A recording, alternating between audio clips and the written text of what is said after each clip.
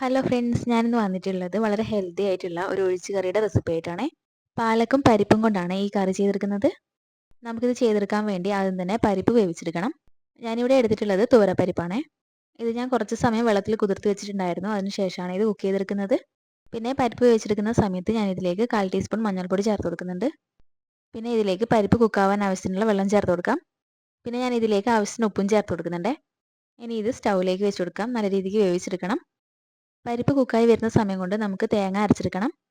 തേങ്ങ ചേർക്കാതെ ഇത് ചെയ്തെടുക്കാവുന്നതേ ഉള്ളൂ. പക്ഷേ തേങ്ങ ചേർക്കുമ്പോൾ ഇതിനൊരു പ്രത്യേക ടേസ്റ്റാണ്.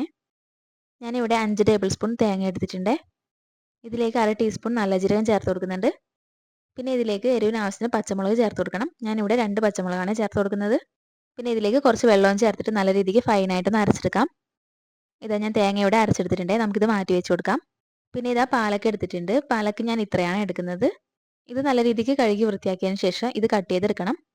നമ്മൾ തോരനൊക്കെ കട്ട് ചെയ്തെടുക്കില്ലേ, അതുപോലെയാണ് കട്ട് ചെയ്തെടുക്കേണ്ടത്. ഇതാ പാലക്കൊക്കെ ഞാൻ നല്ല രീതിക്ക് കഴുകി എടുത്തിട്ട് ഇതുപോലെ കട്ട് ചെയ്തെടുത്തിട്ടുണ്ട്. പിന്നെ നമുക്ക് കറി ചെയ്തെടുക്കാൻ വേണ്ടി വെളുത്തുള്ളി വേണം. പിന്നെ ഞാനൊരു പച്ചമുളക് ചേർത്ത് കൊടുക്കുന്നുണ്ട്. പിന്നെ ഒരു സവാളയുടെ പകുതി നൈസായി കട്ട് ചെയ്തെടുത്തിട്ടുണ്ട്. പച്ചമുളകൊക്കെ നിങ്ങളുടെ ആവശ്യത്തിനനുസരിച്ച് ചേർത്ത് കൊടുക്കാം. നമ്മൾ തേങ്ങ അരച്ചെടുക്കുമ്പോഴും പച്ചമുളക് ചേർത്ത് കൊടുത്തതാണ്. അതുകൊണ്ട് നോക്കിയിട്ട് മാത്രം ചേർത്ത് കൊടുക്കണേ. പിന്നെ കറി ചെയ്തെടുക്കാൻ വേണ്ടി ഞാനൊരു പാന് സ്റ്റൗവിലേക്ക് വെച്ച് കൊടുത്തിട്ടുണ്ട്. ഇതിലേക്ക് 2 ടേബിൾ സ്പൂൺ വെളിച്ചെണ്ണ ഒഴിച്ച് കൊടുത്തിട്ടുണ്ട്. എണ്ണയൊന്ന് ചൂടായി വരുന്ന സമയത്ത് നമുക്ക് കടുക് ചേർത്തിട്ടൊന്ന് പൊട്ടിച്ചെടുക്കാം. ഇവിടെ കടുകൊക്കെ ഒന്ന് പൊട്ടി വന്നിട്ടുണ്ട്. ഈ സമയത്ത് വറ്റൽമുളക് ചേർത്ത് കൊടുക്കാം. കറിവേപ്പില ഉണ്ടെങ്കിൽ കറിവേപ്പിലയും ചേർത്ത് കൊടുക്കണേ. പിന്നെ ഞാൻ ഇതിലേക്ക് നമ്മൾ കട്ട് ചെയ്ത് വെച്ച വെളുത്തുള്ളി ചേർത്ത് കൊടുക്കുന്നുണ്ട്. എന്നിട്ട് ഇത് നല്ല രീതിക്കൊന്ന് മിക്സ് ചെയ്തെടുക്കുന്നുണ്ട്. ഈ സമയത്തൊക്കെ സ്റ്റൗ ഒരു മീഡിയം ഫ്ലെയിമിൽ വെച്ച് കൊടുക്കണേ. പിന്നെ ഞാൻ ഇതിലേക്ക് നമ്മൾ കട്ട് ചെയ്ത് വെച്ച സവാളയും പച്ചമുളകും ചേർത്ത് കൊടുക്കുന്നുണ്ട്. എന്നിട്ട് ഇത് നല്ല രീതിക്കൊന്ന് മിക്സ് ചെയ്തെടുക്കുന്നുണ്ട്. പിന്നെ ഞാൻ ഇതിലേക്ക് ഉപ്പ് ചേർത്ത് കൊടുക്കുന്നുണ്ട്. ഉപ്പ് ചേർത്ത് കൊടുക്കുമ്പോൾ പ്രത്യേകം ശ്രദ്ധിക്കണം. നമ്മൾ പരിപ്പ് കുക്ക് ചെയ്തെടുക്കുമ്പോൾ ഉപ്പ് ചേർത്ത് കൊടുത്തതാണ്. ഇനി നമുക്കിത് നല്ല രീതിക്കൊന്ന് മിക്സ് ചെയ്തെടുക്കാം. സവാളയൊക്കെ നല്ല രീതിക്കൊന്ന് സോഫ്റ്റായി വരണം. അതുവരെ നല്ല രീതിക്കൊന്ന് മിക്സ് ചെയ്ത് കൊടുക്കാം. ഇവിടെ സവാളയൊക്കെ ഒന്ന് സോഫ്റ്റായി വന്നിട്ടുണ്ട്. ഈ സമയത്ത് നമുക്കിതിലേക്ക് പാലക്ക് ചേർത്ത് കൊടുക്കാം. നമ്മൾ കട്ട് ചെയ്ത് വെച്ച പാലക്ക് മുഴുവനായിട്ടും ചേർത്ത് കൊടുക്കുന്നുണ്ട്. എന്നിട്ട് ഇത് നല്ല രീതിക്കൊന്ന് മിക്സ് ചെയ്തെടുക്കണം. പാലക്കൊക്കെ പെട്ടെന്ന് തന്നെ കുക്കായി കിട്ടും. നമുക്കിത് നല്ല രീതിക്ക് മിക്സ് ചെയ്ത് കൊടുക്കാം. ഇതാ ഇവിടെ പാലക്കൊക്കെ നല്ലപോലെ കുക്കായി വന്നിട്ടുണ്ട്. നമുക്കൊന്നുകൂടെ മിക്സ് ചെയ്ത് കൊടുക്കാം. പിന്നെ ഞാൻ ഇതിലേക്ക് 1/4 ടീസ്പൂൺ മഞ്ഞൾപ്പൊടി ചേർത്ത് കൊടുക്കുന്നുണ്ട്. പിന്നെ 1/4 ടീസ്പൂണിനേക്കാളും കുറച്ച് കുറവ് കാശ്മീരി മുളക് പൊടിയും ചേർത്ത് കൊടുക്കുന്നുണ്ട്. എന്നിട്ട് നമുക്കിത് നല്ല രീതിക്കൊന്ന് മിക്സ് ചെയ്തെടുക്കണം. ഈ സമയത്ത് ഞാൻ സ്റ്റൗ സിമ്മിലേക്ക് വെച്ച് കൊടുത്തിട്ടുണ്ട്. ഇത് നല്ല രീതിക്കൊന്ന് വഴറ്റിയെടുക്കാം. ഇനി നമുക്കിതിലേക്ക് നമ്മൾ കുക്ക് ചെയ്ത് വെച്ച പരിപ്പ് ചേർത്ത് കൊടുക്കാം.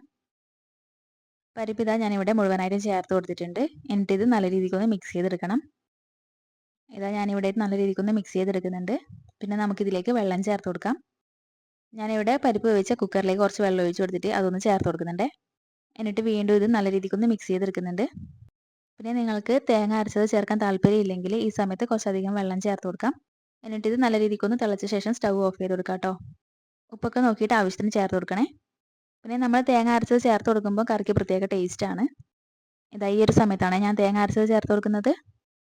പിന്നെ മിക്സിയുടെ ജാറിലേക്ക് കുറച്ച് വെള്ളം ഒഴിച്ചിട്ട് അതൊന്ന് ചേർത്ത് കൊടുക്കുന്നുണ്ട്. പിന്നെ ഞാനിത് നല്ല രീതിക്കൊന്ന് മിക്സ് ചെയ്തെടുക്കുന്നുണ്ട്.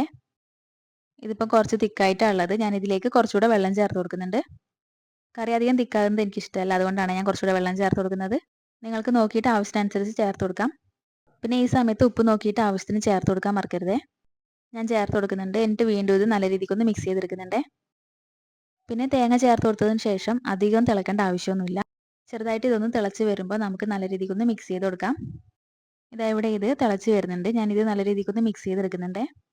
ഇനി നമുക്ക് സ്റ്റൗ ഓഫ് ചെയ്ത് കൊടുക്കാം. ഇതാ നമ്മുടെ പരിപ്പ് പാലക്കറി ഇവിടെ റെഡി ആയിട്ടുണ്ട്.